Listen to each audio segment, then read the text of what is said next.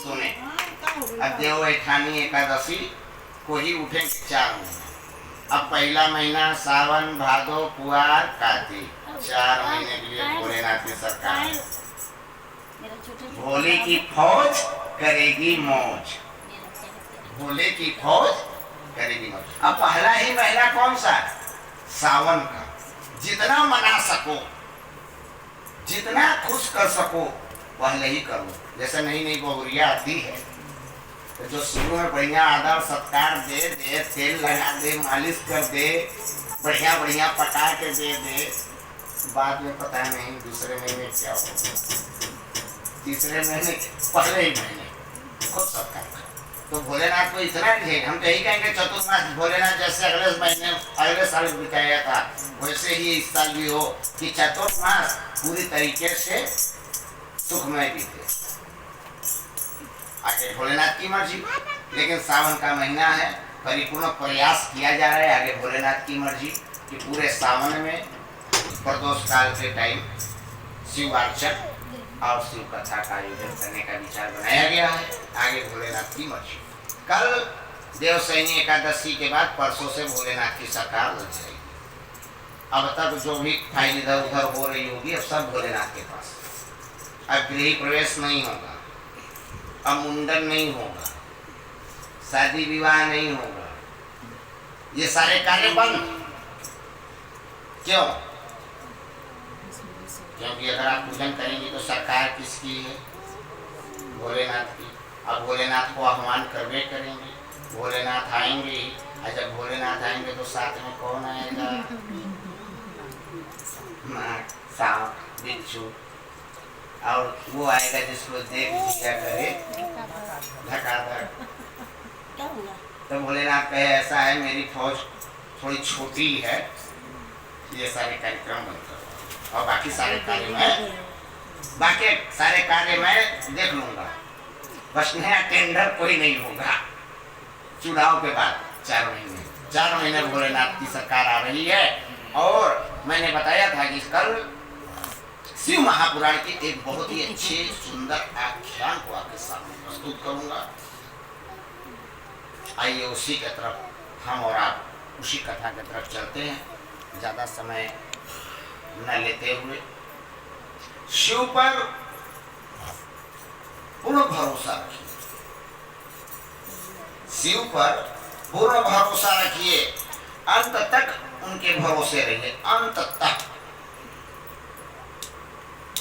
ये नहीं कि हार गए, करते करते हार गए, परेशान हो गए, छोड़ो नहीं आएगा, नहीं, अंत तक भोलेनाथ से रिश्ता रखिए, उन पर भरोसा रखिए। आप जिस भी देवी देवता को मानते हैं उन पर अंत तक विश्वास करिए, अंत तक भरोसा करिए।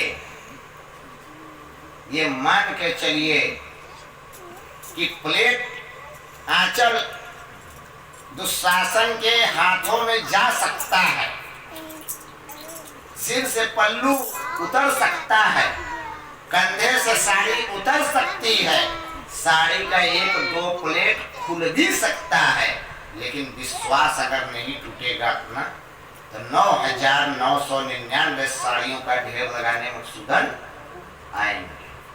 लेकिन विश्वास रखिएगा, तब अंत तक भरोसा रखना है। और भरोसा भी कैसा? जब उनसे रिश्ता जोड़ो ना तो ऐसा जोड़ो कि उनसे उनके अलावा किसी से मांगो मत, किसी से कुछ कहो मत। जैसे अच्छा आदत होती है लोगों की, भोलेनाथ से कहते भी हैं, मांगते भी हैं और उसके बाद दूसरे से भी कहते हैं, दूसरे से भी कहते हैं। ये उचित नहीं है। जो चीज उनसे मांग रहे हो, जब उनके भरोसे बैठे हो, भोलेनाथ के भरोसे बैठे हो, तो भोलेनाथ से ही मांगो, उनसे ही हो, बाकी किसी से मदद मत मांगो।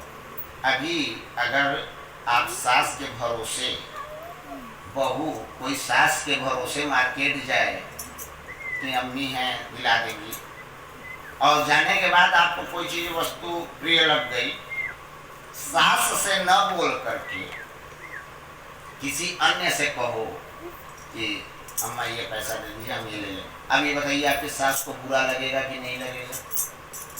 लगेगा ना। तो आप भोलेनाथ पर विश्वास करते हो, अपनी दुख तकलीफ उनको सुनाइए, उनसे कहिए। आपको जगह जगह कहने की आवश्यकता नहीं, अपने दुख तकलीफ को कहना है तो भगवान के आगे कहिए, रोना है तो भगवान के आगे रोइए। जो भी बातें करनी है उनसे करिए, हमसे करने से कोई मतलब नहीं, दुनिया से करने से कोई सरोकार नहीं है। जब विश्वास रखो तो अंत तक रखो। कैसे? जैसे एक वैश्य ने रखा, एक वैश्य ने, श्री महापुराण की कथा कहती है कि एक वैश्य था जो कि बहुत ही गरीबी हालात में रहता था। और ऐसा नहीं है कि कोई सेठ है, कोई बनिया है तो बहुत बड़ा पैसे वाला ही होगा, ऐसा मत सोचिए। बड़े बड़े बनिया भी पैसे वाले नहीं है। बड़े बड़े बनिया है तो इसका मतलब ये नहीं कि वो पैसा वाला ही होगा, वो भी गरीब भले नाम कुछ, लेकिन कहने का वो वैश्य था और वो बहुत ही गरीब था, बहुत ही गरीब थी। और भोलेनाथ के मंदिर पे शिव महापुराण की कथा सुना। भोलेनाथ के मंदिर से आता जाता था और भोलेनाथ से कहता था क्या, बिजड़ी के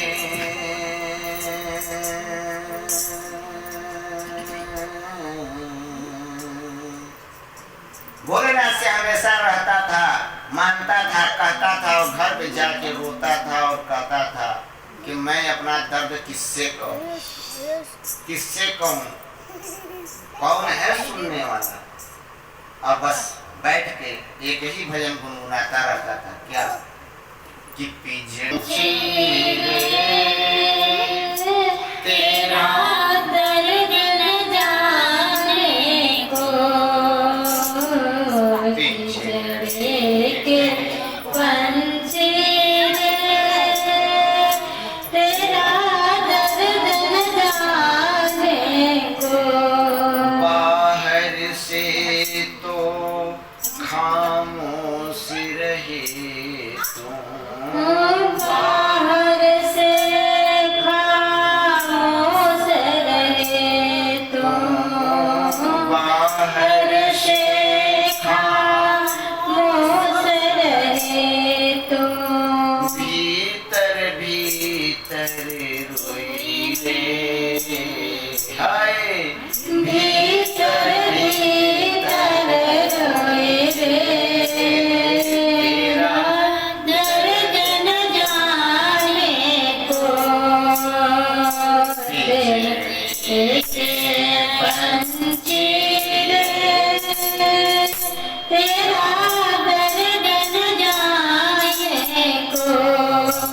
कह न सके तो अपनी कहानी, कह न सके तू अपनी कहानी, कह न सके तू अपनी कहानी।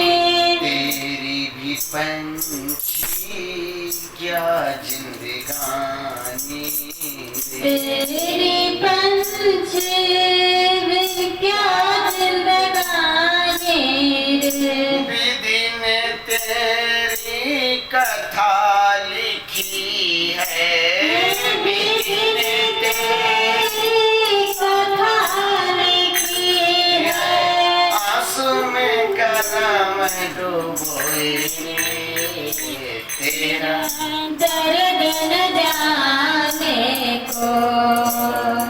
बिछड़े के पंछी तेरा दर्द न जाने को, तेरा दर्द न जाने को। चुप के रोने वाले, चुप के रोने वाले, छुपा के दिल के छाले, इतना छुपा के दिल के छाले, रखना छुपा के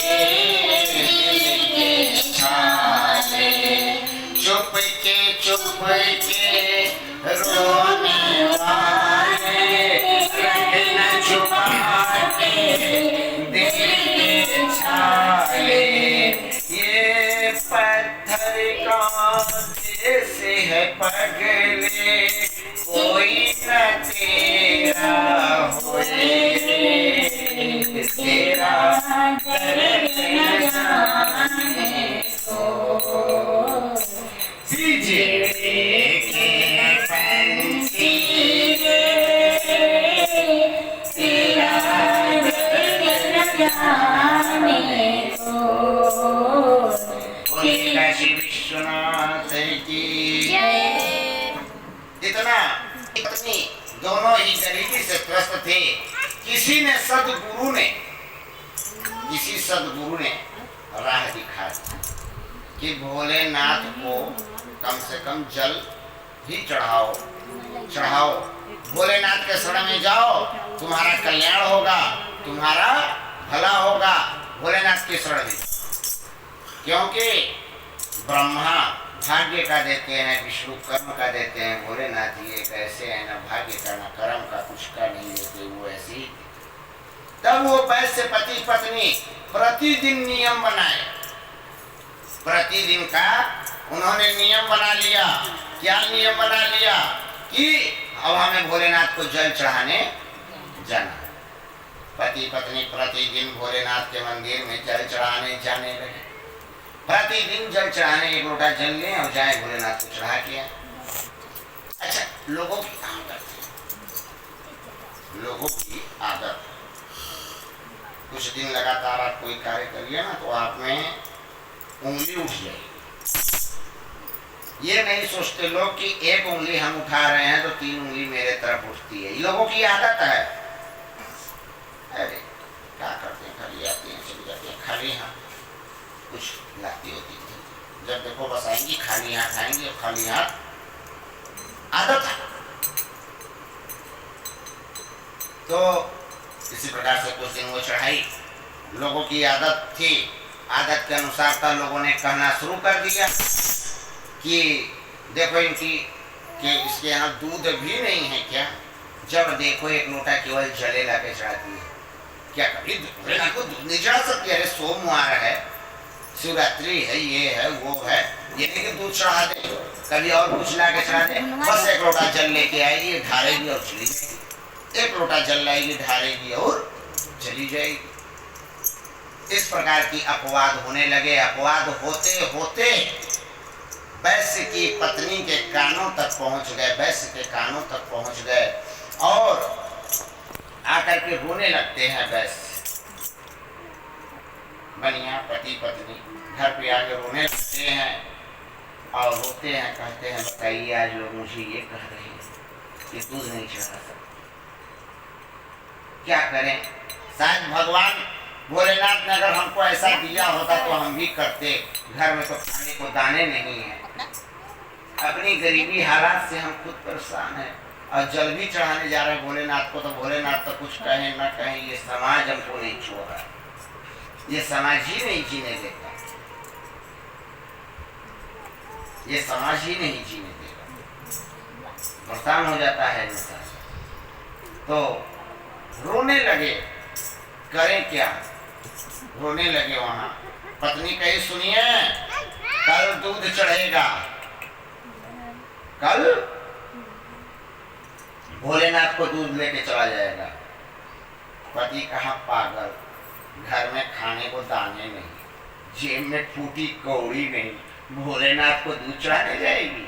बच्ची उधर खाली क्या बस ये चिंता मेरे पे छोड़ दीजिए आप, कल तो दूध ही चढ़ेगी भोलेनाथ को, बस मैं इतना जानती हूँ और कुछ नहीं। अरे कहाँ से लाएगी दूध, कहाँ से लाएगी? जेब में तो फूटी कौड़ी नहीं, पैसा है ही नहीं है, घर में अनाज है ही नहीं है, कोई ऐसी वस्तु है नहीं कि बेच के तू दूध ले आए। तो जिस गुरु ने राह दिखाई वही गुरु कहता क्या है? क्यों आके रो रहा है, क्यों आके रो रहा है भोले की गली में, क्यों आके रो रहा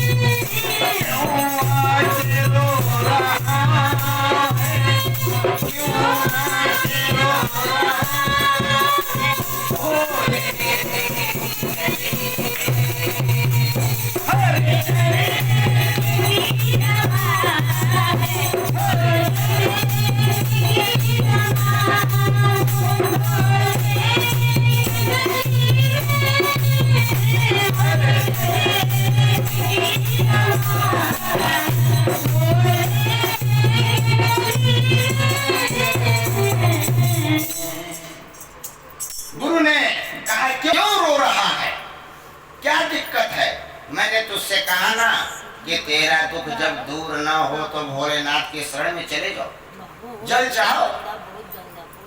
दुनिया क्या कह रही है उसको छोड़ दो।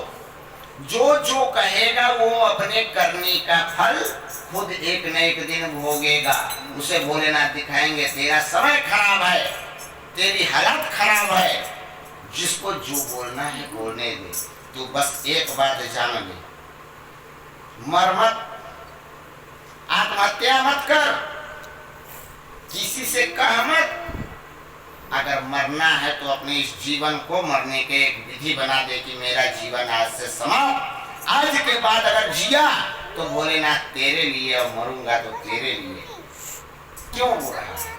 देख सावन आने वाले हैं, देख सावन आने वाले हैं। और सावन में एक काम कर ले। कहें क्या? कहें देवशयनी एकादशी कर भगवान विष्णु सो जाएंगे और उसके बाद भोलेनाथ की सरकार शुरू हो जाएगी। अब पहला महीना है सावन, पहला महीना।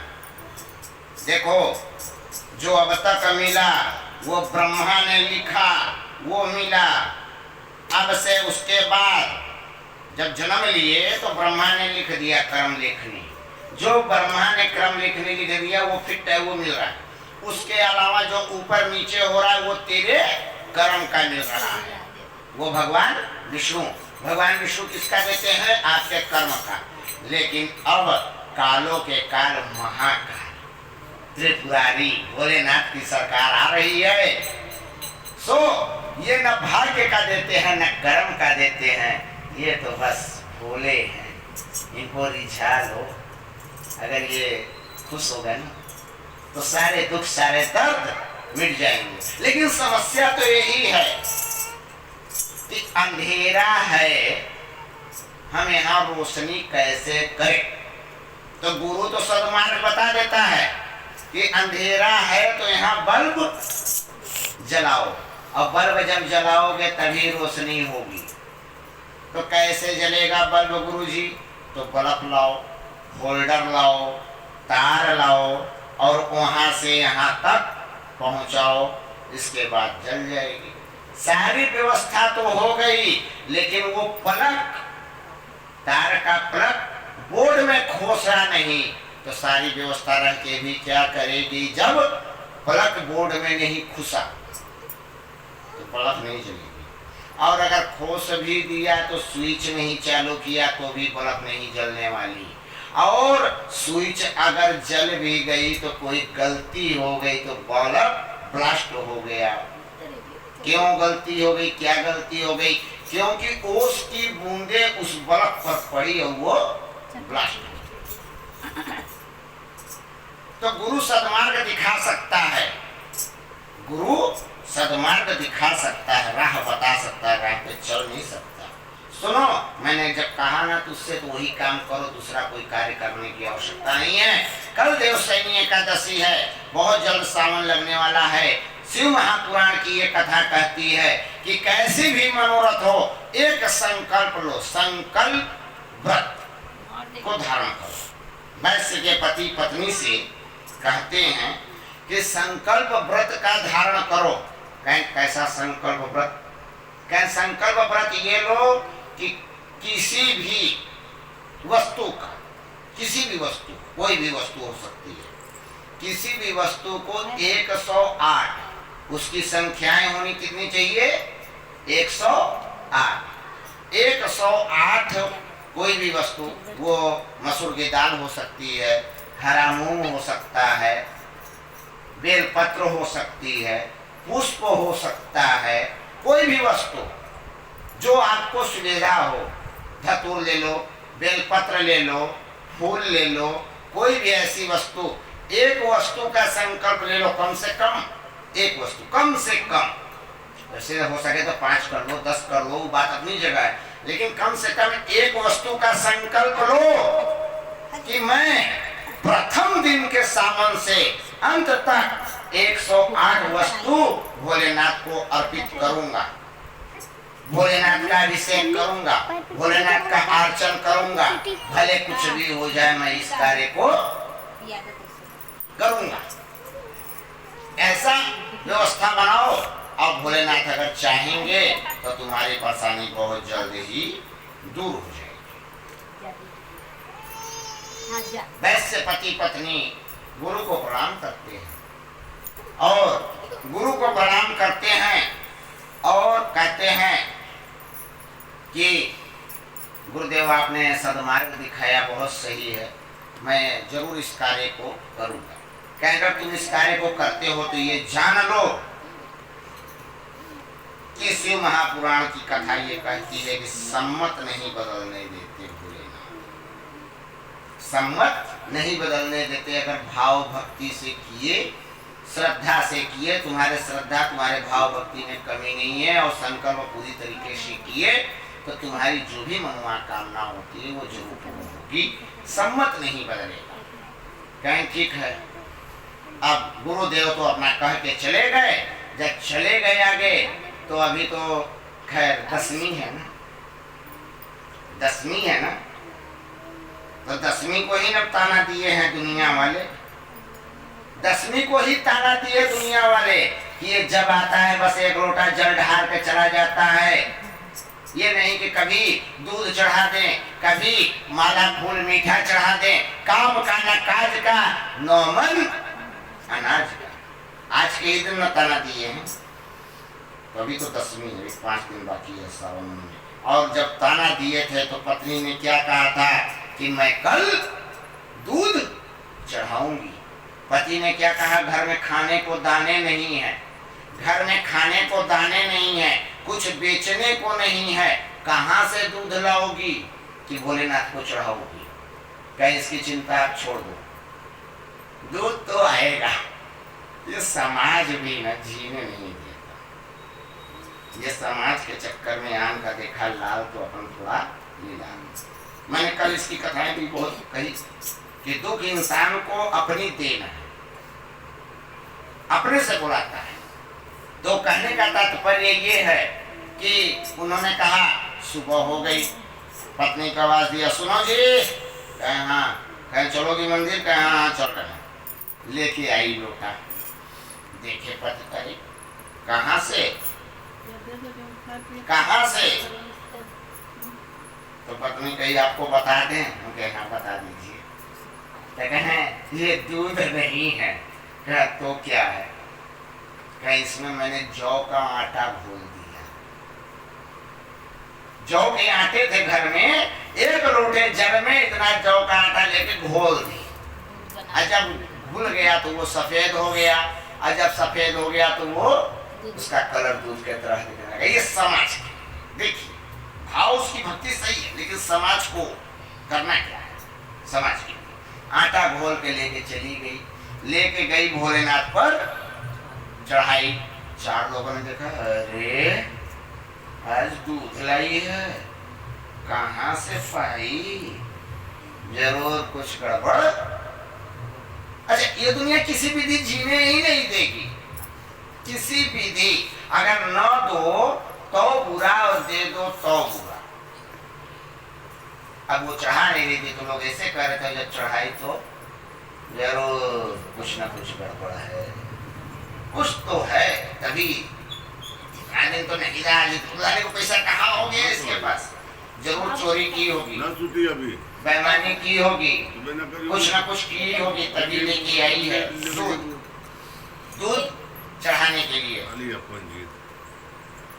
दूध चढ़ाने के लिए उसके बाद चढ़ा के अपना सभी लोग गए। भोलेनाथ से वो प्रार्थना करती है, क्या कहती है? हे भोलेनाथ प्रभु, हे त्रिलोकीनाथ, आप जानते हैं अच्छी तरीके से कि मैं क्या चढ़ाई। दुनिया नहीं जानेगी, दुनिया ये जान रही है कि ये दूध है, लेकिन आप तो जान रहे हैं, आपसे कुछ नहीं छुपा। भोलेनाथ, मैंने जौ का आटा चढ़ाया है, जौ घोल करके पानी में चढ़ाया है। भोलेनाथ, मेरी गलती को माफ करना, मैंने छल किया, बेईमानी किया, झूठ बोला, प्रपंच किया, सब कुछ किया भोलेनाथ। जो भी किया इस समाज के लिए किया भोलेनाथ। मेरा मन साफ है भोलेनाथ, मेरी कामना साफ है भोलेनाथ। मैं आपके शरण में हूँ भोलेनाथ, मेरा भी दिन फेर दो भोलेनाथ। क्योंकि मैं चाहे जैसा भी हूँ, पर हूँ तो तेरा ना। मैं पतित हूँ तो तू तो पावन है ना। एक कृपा की दृष्टि कर दो भोलेनाथ, मेरा भी उद्धार हो जाए। मैं आपके सामने दुनिया से कहो या मत कहो, पर 3 लोगों से कभी भी सच्चाई छुपानी नहीं चाहिए।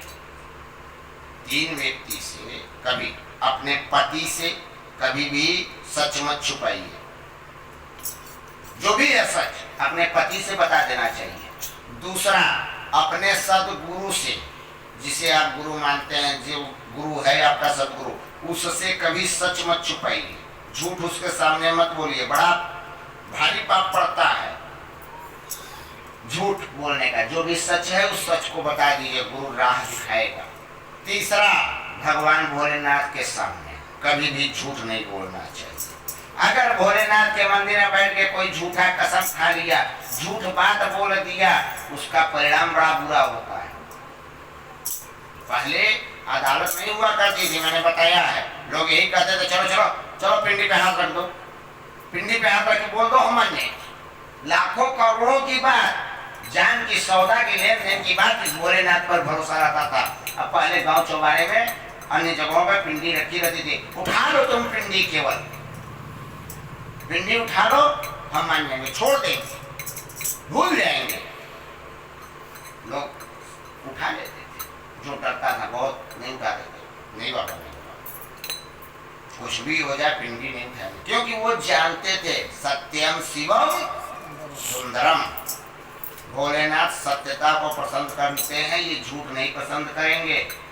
अगर झूठ बोले, शिव महापुराण के आख्यान में आता है ये चीज कि शिव मंदिर में बैठ करके जो व्यक्ति झूठ बोल दे, झूठा कसम खा ले, झूठ बोल दे, उसको ऐसी मृत्यु मिलती है, ऐसा तकलीफ मिलता है जिसकी कोई सीमा नहीं है।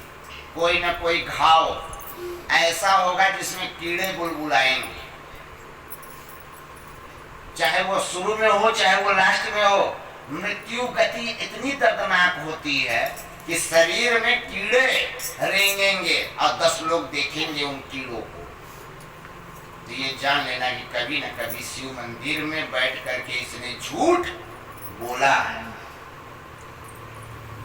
जिस व्यक्ति के मरते वक्त कीड़े पड़ जाएं, ये जान लेना कि ये मंदिर में बैठ करके, शिव मंदिर में बैठ करके झूठ बोला है, तभी इतना दर्दनाक मौत होती है। वहां पे सच बोली भोलेनाथ से, उसने सच बोला, सच बोल के आई घर और अपना उसी प्रकार से करती रही। सावन का प्रथम दिवस आ गया, सावन के प्रथम दिन वो चल दी, कहीं क्या किया जाए, कौन सी ऐसी वस्तु का और संकल्प लेने से पहले 100 बार सोच लो। जिस वस्तु का आप संकल्प लेंगे वही वस्तु पूरे 30 दिन चढ़ेगी। जिस टाइम का आप संकल्प लिए प्रदोष काल का, उसी टाइम आपको जाना है, चाहे दुनिया की कोई हस्ती इधर से उधर हो जाए, टाइम खिलाफ न हो और संकल्प में कमी न हो। और जब भी संकल्प लीजिएगा, जैसे कि मैंने कुछ नवरात्रि का उपाय बताया, आज बहुत लोगों का वो उपाय पूरा हुआ और भोलेनाथ अगर चाहेंगे तो उनकी मनोकामनाएं पूर्ण होंगी। बहुत कठिनाइयों से लोगों ने उन फूलों को इकट्ठा किया, बहुत कठिनाइयों से, लेकिन वो उपाय जब सीता को राम से मिला सकता है वन में, तो ये विश्वास है भोलेनाथ पर कि ये उपाय आपकी मनोकामनाओं को पूर्ण करेगी। और दूसरा संकल्प की मैंने बोला था, सावन के लिए जिनसे ये उपाय छूट गया वो सावन में एक काम कर सकते हैं। संकल्प लेने से पहले ये वस्तु का ध्यान रखिएगा कि जिस चीज का संकल्प ले वो पूर्ण हो, टाइम और समान, चाहे कुछ भी हो जाए संकल्प हो। अब पहले दिन ही संकल्प लेने के साथ ही ये बोल भी देना, भोलेनाथ संकल्प तो मेरा है, पूर्ण कराना आपकी बस में, मेरे बस में नहीं है कि मैं इस संकल्प को पूरा कर सकूं। अगर आपकी दया होगी तो पूर्ण हो जाएगी। प्रभु मेरे संकल्प में व्याध न मत पड़ने देना, मेरी मदद करना और मेरा संकल्प को पूर्ण करना। घर से पति पत्नी बैठ के सोचते हैं कि क्या करें, क्या संकल्प लें, कुछ तो है नहीं, पैसा कोई कि कुछ आ जाए। तब उन्होंने संकल्प ले लिया बेल पत्र का। क्या बेल पत्र तो बहुत है, बेल पत्र कहीं से भी जाएगा आदमी, 108 बेल पत्र लेके चढ़ा देगा। बेल पत्र को खोजने के लिए निकल लिए और गाते हुए निकले, क्या क्यों आके रो रहा है, क्यों आके रो रहा है, क्यों आके रो रहा है, भोले हरे दर्द की दवा है, भोले गली में हरे दर्द की दवा है, भोले के गली में। तुझे इंतजार क्यों है, किसी रात की सुबह का, तुझे इंतजार क्यों है, हर रात सुबह का। तुझे इंतजार क्यों है, किसी रात रात की सुबह का।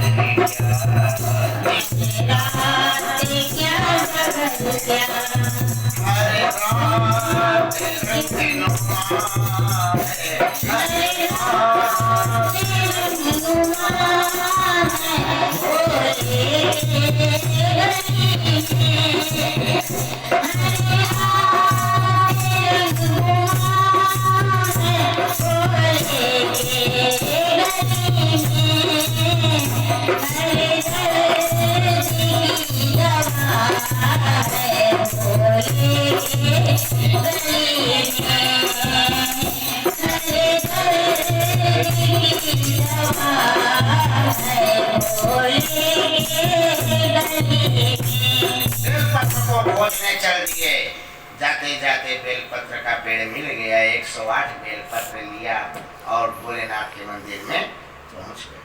पति पत्नी गए, श्रद्धा से 108 बेलपत्र को चढ़ाया, संकल्प को पूर्ण किया, कहा भोलेनाथ मेरी मनोकामना को पूर्ण कर देना। अपनी मनोकामनाओं को बोला, आंसू गिराया और चले आए घर। दूसरे दिन भी गए, बेलपत्र को तोड़ा और तोड़ करके लाए और फिर चढ़ाए। भोलेनाथ को कहे प्रभु मेरी मनोकामनाओं को पूर्ण कर देना, आपके शरण में हूँ, सारी दुनिया से हार के आया हूँ। इस प्रकार से करते करते 27 दिन गुजर गए। इस प्रकार से 27 दिन तक लगातार गुजर गए। 27 दिन तक कोई व्याध नहीं पड़ा। 28वें दिन जैसे ही बेल के पत्ते को तोड़ने लगा, माली आ गया। मैंने कहा था जिस बाग का माली न हो वो बाग उजड़ जाती है, और जिसके गुरु का कोई ज्ञान न हो वो घर बिगड़ जाता है। जहाँ गुरु का सत्कार न हो वो घर बिगड़ जाता है। गुरु से झूठ बोलो, गुरु से छल करो, गुरु की बात ना मानो, वो घर बिगड़ेगा। माली नहीं रहेगा, माली को नहीं नियुक्त करोगे, माली बाग उजड़ जाएगा। माली आ गया, क्या कर रहा है? जब नहीं तब आते हो, रोज आते हो, कई दिनों से लगातार तुमको देख रहा हूँ, आते हो बेलपत्र तोड़ते हो लेके चले जाते हो। इतना शौक है ना बेलपत्र भोलेनाथ को चाहने का, तो जाके पेड़ लगा लो, का पाए हो वहाँ आके तोड़ते हो लेके चले जाते। चलो चलो चलो चलो यहाँ से आज के बाद एक बार पत्र मत तोड़ो, हटो यहाँ से। अब वैसे पति पत्नी फंसे मुसीबत में, अब क्या करें? 108 बेलपत्र का संकल्प लिया, 27 दिन तक किया, 28वां दिन है आज, और माली ने रोक दिया। माली ने रोक दिया। अब लगे रोने, अब क्या? रोते रोते आगे कोई दूसरे कहीं और अगल बगल मिल जाए, रोते जा रहे हैं, खोजते जा रहे हैं। कोई रो के उनसे कहते, कोई रो के उनसे कहते, कोई ऊंचे बोले बोले, कोई रो के उनसे कहते, कोई ऊंचे बोले बोले, कोई उनसे कोई ऊंचे बोले बोले, सुनता है वो खुशी का, सुनता है वो खुशी का, जो उनकी बोली बोले, सुनता है वो खुशी का, जो उनकी बोली बोले। तो फूट जानते हैं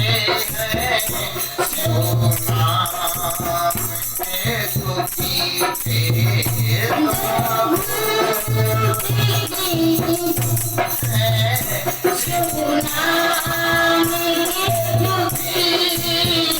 दुखी थे, हयात क्यों है, हयात क्यों है, कैसे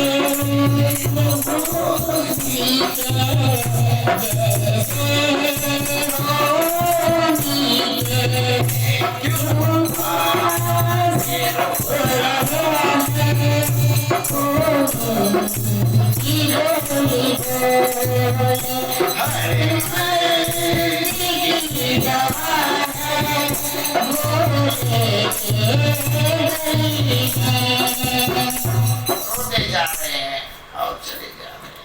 कहीं बेलपत्र मिल जाए, लेकिन बेल का पेड़ कहीं भी उनको नहीं मिला। और टाइम पूजा का एकदम पास होता जा रहा है। बस भोलेनाथ श्री शिवाय नमस्तुभ्यं जपते जा रहे हैं, कहते जा रहे हैं, खोजते जा रहे हैं। कहीं माँ गौरा ने कहा, भोलेनाथ सच्चा भक्त, इसकी तो मदद करिए, कुछ तो करिए। माँ भोलेनाथ ने कहा, अगर आपको दया ज्यादा आ रही है तो कर दो। जब गणेश भगवान को बुलाते हैं और गणेश भगवान को इशारा कर देते हैं, भगवान गणेश बेलपत्र लेकर के पहुंच जाते हैं वैश्य के पास और कहते हैं, क्या क्यों रो रहे हो, क्या बात है? कहे, हम बेलपत्र खोज रहे थे, बेलपत्र हमको चढ़ाना है भोलेनाथ को। एक सवाल कहे, ऐसा है, ये लो बेलपत्र, और ले जाके चढ़ा दो बेलपत्र, क्योंकि बहुत दूर है। मम्मी ने कहा था चढ़ाने के लिए बेलपत्र मंदिर में, और हम उतना दूर जाना नहीं चाहते। लो ले जाओ, चढ़ा, तुम ले जाओ, नहीं तो इधर फेंक देते, क्या फायदा, ले जाओ तुम चढ़ा। गणेश भगवान बालक का रूप लेके आके बेलपत्र दे के झटकार के चले गए। वैसे पति पत्नी खुश होते हैं और भोलेनाथ को प्रणाम करते हैं। 28वें दिन लाके बेलपत्र भोलेनाथ पर अर्पित करते हैं। अब जो है 29वें दिन क्या हो, फिर खोजने निकले, लेकिन कहीं बेलपत्र नहीं मिला। तब भोलेनाथ कहते हैं, अब तुम्हारी बारी है। यहीं से मैंने प्रथम दिन कथा आपको कही थी कि अगर बेल का पेड़ नहीं लगाया है तो बेल को पत्ते को तोड़ने का अधिकार नहीं है। ये इसी कथा से निकली थी। माँ गौरा से कहते हैं, भोलेनाथ जाओ उसकी मदद करो। भोलेनाथ जब कहते हैं, माँ गौरा कहती हैं, प्रभु मुझे तो पाप में मत डालिए। कहें, क्या हुआ? कहा, मैंने एक बेलपत्र का बेल का पेड़ लगाया नहीं, अब मैं कैसे तोड़ दूं? पहले की बात अलग थी, नहीं जान रही थी, अब तो मैं जानती हूँ कि अगर बेल का पेड़ लगाया नहीं तो तोड़ने का भी अधिकार मेरा नहीं है। अगर एक पेड़ लगाया नहीं और रोज हम बेलपत्र का बेल चढ़ाते रहें तो हमें क्या पुण्य मिलेगा? कम से कम एक पेड़ भी लगा दे। बेल का एक पेड़ सिंचित करना 1000 शिव मंदिर बनाने के बराबर का पुण्य होता है। ये स्कंद पुराण कहती है। एक बेल का पेड़ आप लगाइए और उसको सिंचित कीजिए और बड़ा कीजिए, 1000 शिव मंदिर बनाने के जितना पुण्य होता है उतना पुण्य मिलेगा एक बेलपत्र के पेड़ को लगा करके सिंचित करने से। क्यों? क्योंकि जब वो बड़ा होगा तो उसका बेलपत्र बहुत से मंदिरों में चढ़ेगा, जितना मंदिर में जाएगा उतना पुण्य बढ़ेगा आपका, क्योंकि लगाया आपने। तो भोलेनाथ मैंने लगाया नहीं, तो बताइए कैसे तोड़ ले भोलेनाथ? मुझे ऐसे अधर में मत डालिए। कहता है, नहीं गौराज, तो तेरा ही नंबर है, जाना तो पड़ेगा ही। ठीक है, एक काम करो, मेरा चढ़ा हुआ बेलपत्र ही उतार के दे दो। शिवलिंग पर, एक बात बता दें आपको, शिवलिंग पर चढ़ा हुआ बेलपत्र ही एक ऐसा है कि उसे आप उतार के धो करके पुनः चढ़ा सकते हैं 1 महीने तक लगातार। अगर बेलपत्र ना मिले तो बेलपत्र जो चढ़ाए उसको चढ़ाइए, उसके बाद धोइए, फिर दूसरे दिन चढ़ा दीजिए।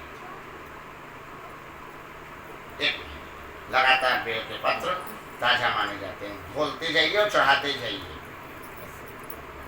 तो माँ गौरा वही की कि भोलेनाथ के मंदिर में गई और बेलपत्र को उठाई और धूल दी और धूल करके ले जाके वैश्य के पास पहुंची और एक बुढ़िया का रूप ले ली और देखी वैश्य पति पत्नी आ रहे हैं, वहीं पे धाड़ से गिर गई। दौड़ के आए लोग, कहे माँ कैसे गिर गई? कहे बेटा मेरा बहुत पैर दर्द कर रहा है, मुझसे लगता है चला नहीं जाएगा। मेरा बेलपत्र भोलेनाथ को चढ़ाना था, मैं क्या करूं, ले जाओ चढ़ा दे। वैसे पति पत्नी खुश होते हैं, वही बेलपत्र ला कर गए। 29वें दिन भी भोलेनाथ को वैसे पति पत्नी अर्पित करते हैं। अब रह गया अंतिम दिवस, आखिरी दिवस। उस दिन क्या हो, उस दिन भी रोने लगते हैं। तब माँ गौरा कहती है, अब भोलेनाथ अब आपकी बारी है, अब आपकी बारी है, अब आप जाइए। तब भोलेनाथ बानर का रूप धर करके आते हैं। अब बेल की पूरी पत्ती को तोड़ करके ले जाके वैश्य के आगे डाल देते हैं और वैश्य उस पत्ते को 108 पत्ते को लेके अपने संकल्प को 30वें सावन के 30वें दिन ले जाके चढ़ाता है और भोलेनाथ से प्रार्थना करता है कि हे भोलेनाथ, मेरी ये मनोकामना है, इस मनोकामना को भोलेनाथ आप पूर्ण कीजिएगा। मेरी यही मनोकामना से मैंने अपने कार्य को किया और कुछ नहीं है भोलेनाथ, बस यही मनोकामना है, इसलिए आप मेरी मनोकामना को पूर्ण कर लिएगा। ऐसा कहते हुए उद्घोष करता है, हरे